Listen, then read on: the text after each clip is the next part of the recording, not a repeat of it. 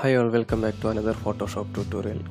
അപ്പോൾ ഞാനിന്ന് പറയാൻ പോകുന്നത് ബ്രഷ് ടൂൾ ആൻഡ് പെൻസിൽ ടൂളിനെ കുറിച്ചാണ്. അപ്പോൾ ബ്രഷ് ടൂളിൽ ജസ്റ്റ് ഹോൾഡ് ചെയ്യുമ്പോൾ തന്നെ നമുക്ക് ഇവിടെ ബ്രഷ് ടൂളും പെൻസിൽ ടൂളും കാണാം. അതിൻ്റെ ഷോർട്ട് കട്ട് ബി ആണ്. അപ്പോൾ നമുക്ക് ആദ്യം തന്നെ ബ്രഷ് ടൂൾ ഒന്ന് യൂസ് ചെയ്ത് നോക്കാം. ജസ്റ്റ് ഒന്ന് ക്ലിക്ക് ചെയ്ത് ഡ്രാഗ് ചെയ്യുമ്പോൾ നമുക്ക് ബ്രഷ് ടൂൾ കിട്ടും. അതായത് നമ്മുടെ ഫോർഗ്രൗണ്ട് കളർ ഏതാണോ അതിലായിരിക്കും ബ്രഷ് ടൂൾ വരുന്നത്. ഇനി ഈ കാണുന്നതാണ് ഇതിൻ്റെ സൈസും ഹാർഡ്നെസ്സൊക്കെ അഡ്ജസ്റ്റ് ചെയ്യാനായിട്ടുള്ള ഓപ്ഷൻ. ഈ ഓപ്ഷൻസ് നമ്മൾ പല ടൂളിലും കാണാറുണ്ട്. സ്മഡ്ജ് ടൂള്, അതുപോലെ തന്നെ ഇന്നലെ തന്നെ നമ്മൾ എടുത്ത ഹീലിംഗ് ടൂളിലായാലും നമ്മൾ ഈ ഒരു ഓപ്ഷൻസൊക്കെ കാണാറുണ്ട്. ഈ സൈസും ഹാർഡ്നെസ്സൊക്കെ അഡ്ജസ്റ്റ് ചെയ്യുന്നത് കോമൺ ആയിട്ട് വരുന്നു. അപ്പോൾ സൈസ് നമുക്ക് ഇവിടെ അഡ്ജസ്റ്റ് ചെയ്യാം, ഹാർഡ്നെസ് അഡ്ജസ്റ്റ് ചെയ്യാം. അപ്പോൾ സൈസും ഹാർഡ്നെസ് 100% ആണെന്നുണ്ടെങ്കിൽ നമുക്ക് ഇത്രയും ഡെപ്ത് ആയിട്ടുള്ളത് കിട്ടും. ഹാർഡ്നെസ് 0 ആണെന്നുണ്ടെങ്കിൽ ഈ ഡെപ്ത് കുറഞ്ഞിട്ടുള്ള ഒരു എഫക്റ്റ് ആയിരിക്കും വരുന്നത്. അതുപോലെ തന്നെ ബ്രഷിൻ്റെ സൈസ് കൂട്ടാനും കുറക്കാനും ഷോർട്ട് കട്ട് ഇവിടെ square bracket right and left ആണ്. Open and close, square bracket open and close ആണ് ഇവിടെ ബ്രഷിൻ്റെ സൈസ് കൂട്ടാനും കുറക്കാനും ഉപയോഗിക്കുന്നത്. അതുപോലെ തന്നെ ഇവിടെ ക്ലിക്ക് ചെയ്ത് കഴിഞ്ഞാൽ തൊട്ട് താഴെ നമുക്ക് ഇഷ്ടമുള്ള ടൈപ്പ് ബ്രഷസ് സെലക്ട് ചെയ്യാനായിട്ടുള്ളതുണ്ട്. അതായത് ഇപ്പോൾ ഈ ഒരു ഷേപ്പ് വേണമെന്നുണ്ടെങ്കിൽ ഇത് കിട്ടും. പിന്നെ ഇനി വേണമെന്നുണ്ടെങ്കിൽ ഇവിടെ ജനറൽ ബ്രഷസ് ഒക്കെ ഓൾറെഡി പ്രിസെറ്റായിട്ട് കുറച്ച് സേവ് ചെയ്ത് വെച്ചിട്ടുണ്ട്. നമുക്ക് ഇവിടെ സെലക്ട് ചെയ്ത് കഴിഞ്ഞാൽ നമുക്ക് വേറെ ടൈപ്പ് ബ്രഷസ് ഒക്കെ നമുക്ക് ഇവിടെ തന്നെ സെലക്ട് ചെയ്തെടുക്കാൻ പറ്റും. കണ്ടോ, നമുക്കിവിടെ ബ്രഷിൽ റൈറ്റ് ബട്ടൺ ക്ലിക്ക് ചെയ്ത് കഴിഞ്ഞാൽ നമുക്ക് നേരത്തെ കാണിച്ച അതേ ഓപ്ഷൻസ് തന്നെ നമുക്ക് ഇവിടെ കിട്ടും. നമുക്ക് ബ്രഷ് സെലക്ട് ചെയ്യണമെന്നുണ്ടെങ്കിൽ ഇതുപോലെ തന്നെ നമുക്ക് സെലക്ട് ചെയ്തെടുക്കാവുന്നതാണ്. ഇനി ഇതിലില്ലാത്ത ഏതെങ്കിലും ഒരു ബ്രഷ് നമ്മളിപ്പോൾ നെറ്റിൽ നിന്ന് ഡൗൺലോഡ് ചെയ്തിട്ടുണ്ടെന്നുണ്ടെങ്കിൽ അത് ഈ ഫോട്ടോഷോപ്പിലേക്ക് കൊണ്ടുവരാനായിട്ട് നമുക്കിവിടെ ഈ കാണുന്ന ഐക്കണിൽ ക്ലിക്ക് ചെയ്തതിന് ശേഷം ഇവിടെ ഇമ്പോർട്ട് ബ്രഷസ് ഉണ്ട്.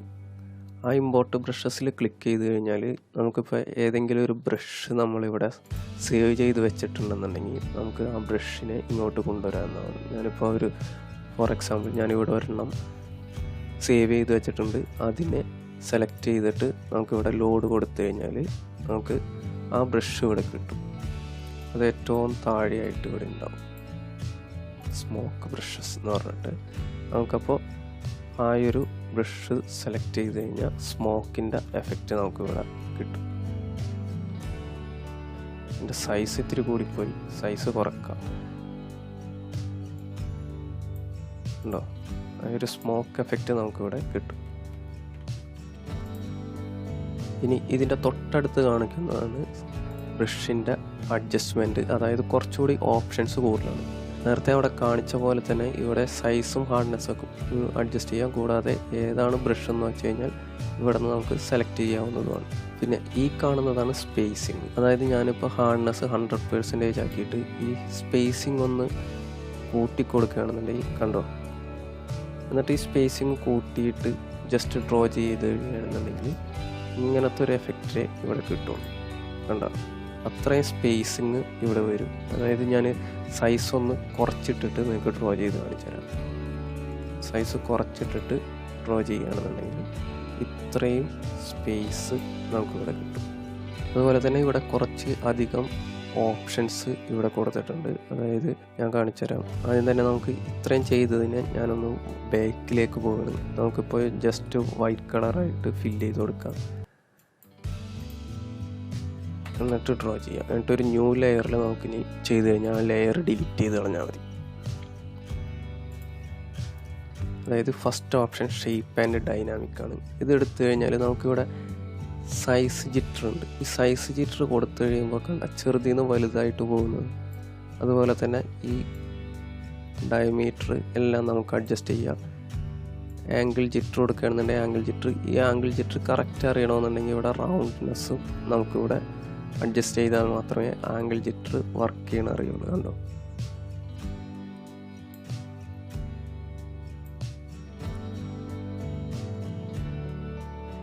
അതുപോലെ തന്നെ ഇവിടെ ഇങ്ങനെ കുറേ ഓപ്ഷൻസ് നമ്മൾ തന്നിട്ടുണ്ട്. അത് ജസ്റ്റ് നിങ്ങളിങ്ങനെ എടുത്ത് നോക്കിക്കഴിഞ്ഞാൽ അറിയാൻ പറ്റും ഇതിൻ്റെ സ്പേസിങ്ങും കാര്യങ്ങളൊക്കെ. കൗണ്ട് വേണമെന്നുണ്ടെങ്കിൽ കൗണ്ട് കൂട്ടുക, കുറക്കുക, അതിന് വേണ്ടിയിട്ടുള്ള ഓപ്ഷൻസൊക്കെ ജസ്റ്റ് നിങ്ങൾക്ക് തന്നെ ഒന്ന് എടുത്ത് നോക്കാവുന്നതേ ഉള്ളൂ.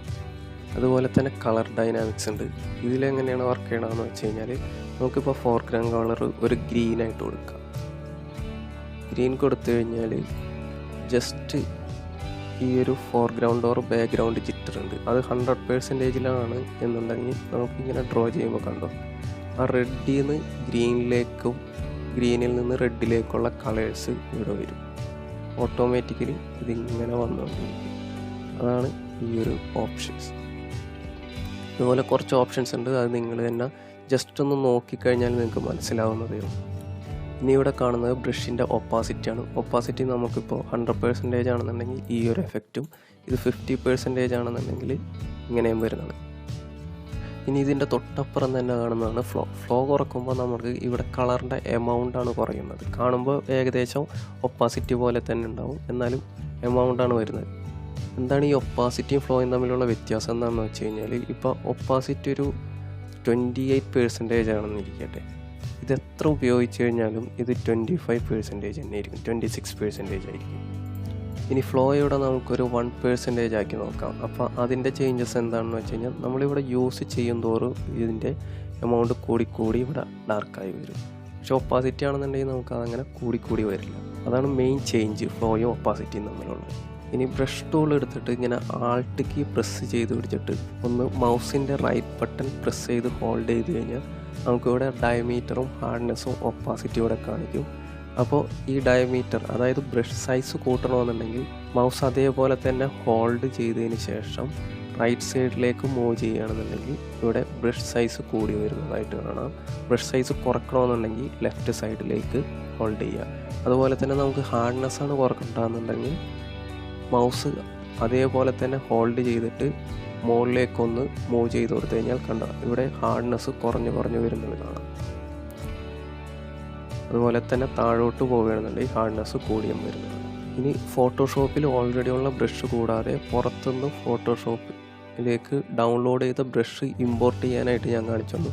അതുപോലെ തന്നെ നമുക്ക് ഇഷ്ടപ്പെട്ട ഷേപ്പ് ക്രിയേറ്റ് ചെയ്ത് അതിനെ ബ്രഷായിട്ട് സേവ് ചെയ്ത് വെക്കാനും നമുക്ക് സാധിക്കും. അതെങ്ങനെയാണെന്നുള്ളത് ഞാൻ കാണിച്ചു തരാം. അതായത് ഇപ്പോൾ നമുക്കൊരു ഗ്രാസ് ക്രിയേറ്റ് ചെയ്യണമെന്നുണ്ടെങ്കിൽ ജസ്റ്റ് ഇപ്പോൾ ഞാനൊരു സർക്കിൾ എടുത്തതിന് ശേഷം ഇതിൻ്റെ അകത്ത് ഫില്ല് ചെയ്ത് കൊടുക്കുകയാണ്.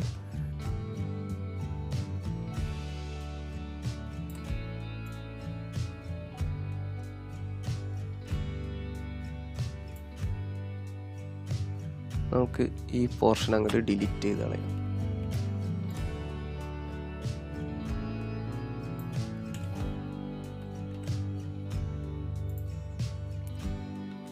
എന്നിട്ട് ഇതൊന്ന് റൊട്ടേറ്റ് ചെയ്ത് വെക്കാം. എന്നിട്ട് വീണ്ടും ഇതിൻ്റെ ഡ്യൂപ്ലിക്കേറ്റ് എടുക്കാം. ഡ്യൂപ്ലിക്കേറ്റ് എടുക്കാനായിട്ട് Ctrl+J പ്രസ് ചെയ്താൽ മതി, ഡ്യൂപ്ലിക്കേറ്റ് എടുക്കുക. എന്നിട്ട് ട്രാൻസ്ഫോം ചെയ്തതിന് ശേഷം Ctrl+T പ്രസ് ചെയ്ത് ട്രാൻസ്ഫോം ചെയ്തതിന് ശേഷം ഫ്ലിപ്പ് ഹൊറിസോണ്ടൽ പ്രസ് ചെയ്യുക. അതിനെ മൂവ് ചെയ്ത് വെക്കുക. ഒന്ന് സ്കെയിൽ ഡൗൺ ചെയ്ത് കൊടുക്കുക.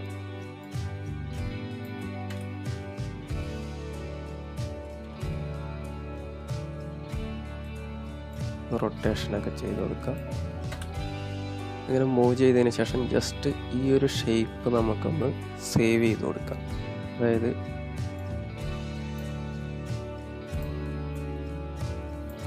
ഈ പോർഷൻ ഡിലീറ്റ് ചെയ്യുക. എന്നിട്ട് ഈ 2 ലെയറും കൂടി സെലക്ട് ചെയ്തതിന് ശേഷം ഷിഫ്റ്റ് ഹോൾഡ് ചെയ്ത് വെച്ച് 2 ലെയറും സെലക്ട് ചെയ്ത് മെർജ് ചെയ്യുക. മെർജ് ചെയ്യാനായിട്ട് Ctrl+E ആണ് ഷോർട്ട് കട്ട്. അതല്ലാന്നുണ്ടെങ്കിൽ ഇവിടെ റൈറ്റ് ബട്ടൺ ക്ലിക്ക് ചെയ്യുക, മെർജ് ലെയേഴ്സ് കൊടുക്കുക. എന്നിട്ട് നമുക്ക് ഈ ഒരു ഷേപ്പിനെ നമുക്ക് എന്ത് ചെയ്യാം, ഒരു ബ്രഷായിട്ട് നമുക്ക് സേവ് ചെയ്ത് വെക്കാൻ പറ്റും. ഇവിടെ എഡിറ്റിൽ brush preset, define brush preset. എന്നിട്ട് നമുക്ക് ഇഷ്ടമുള്ളൊരു പേര് കൊടുക്കാം. ഇപ്പം ഗ്രാസ് ആണെന്നുണ്ടെങ്കിൽ ഗ്രാസ് കൊടുത്തതിന് ശേഷം ഇത് സേവ് ചെയ്തിടാം.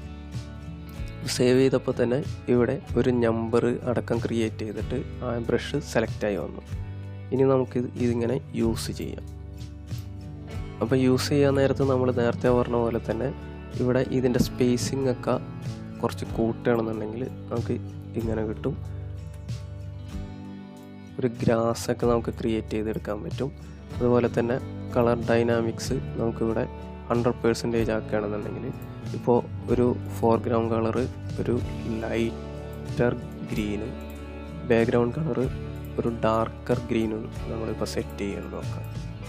അങ്ങനെ സെറ്റ് ചെയ്തതിന് ശേഷം ജസ്റ്റ് ഇവിടെ 100% ആണ്. ഓക്കെ, നമ്മൾ എന്നിട്ട് അത് യൂസ് ചെയ്യണമെന്നുണ്ടെങ്കിൽ കണ്ടോ ഒരു ഗ്രാസ് എഫക്റ്റ് നമുക്ക് കിട്ടും. ഇപ്പോൾ സ്പേസിങ് കുറച്ച് കൂടിയെന്നുണ്ടെന്നുണ്ടെങ്കിൽ നമുക്കിവിടെ സ്പേസിങ് കുറച്ച് കൊടുക്കാം.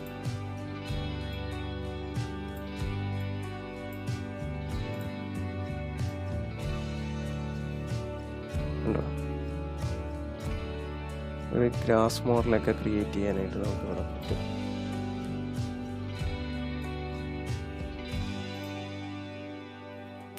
ഇനി തൊട്ട് താഴെ കാണിക്കുന്നത് തന്നെയാണ് പെൻസിൽ ടൂൾ. അതിൻ്റെ ഷോർട്ട് കട്ടും ബി തന്നെയാണ്.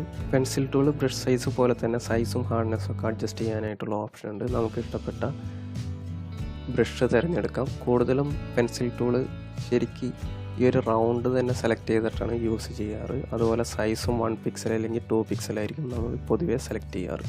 ശരിക്കും പെൻസിൽ ടൂൾ യൂസ് ചെയ്യണമെന്ന് വെച്ച് കഴിഞ്ഞാൽ ടാബിൽ ഇപ്പോൾ പെൻസിലൊക്കെ യൂസ് ചെയ്ത് ഡ്രോ ചെയ്യാനായിട്ടാണ് നമ്മൾ പെൻസിൽ ടൂൾ യൂസ് ചെയ്യുക. മൗസ് വെച്ച് ഡ്രോ ചെയ്ത് കഴിഞ്ഞാൽ അത്രയ്ക്ക് പെർഫെക്ഷനായിട്ട് വരില്ല. എന്നാലും ഞാൻ ജസ്റ്റ് ഒന്ന് കാണിച്ചു തരാം എങ്ങനെയാണെന്നുള്ളത്. ഇപ്പോൾ മൗസ് വെച്ച് വരയ്ക്കുകയാണെന്നുണ്ടെങ്കിൽ ജസ്റ്റ് കണ്ടു ഒരു ഫ്ലോ കറക്റ്റായിട്ട് വരില്ല. നമ്മളിപ്പോൾ കണ്ടോ